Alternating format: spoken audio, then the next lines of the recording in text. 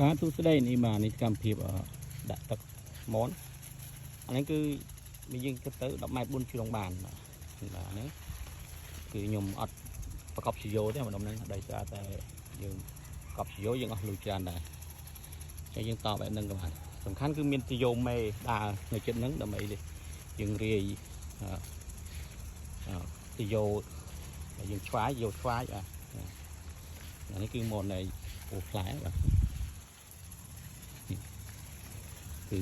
ដាក់ទឹកយ៉ាងណានេះទឹកពីកើវលអងរួមណាបាទទៅអានេះដាក់រយៈពេលប្រហែលជា1ម៉ោងជាងអីបានអាចចូលបាទមិនតិចប្រហែលនេះអានេះយើងដាក់ទៅពេលក្តៅខ្លាំងយើងទៅដាក់ថ្ងៃដាក់យ៉ាងណានេះគឺមនពូជតៃវ៉ាន់បាទ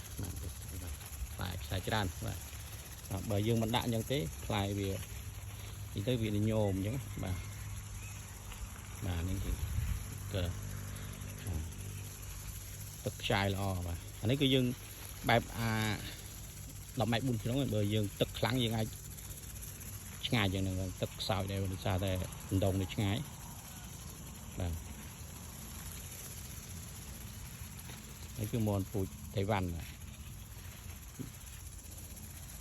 បាទអរគុណច្រើន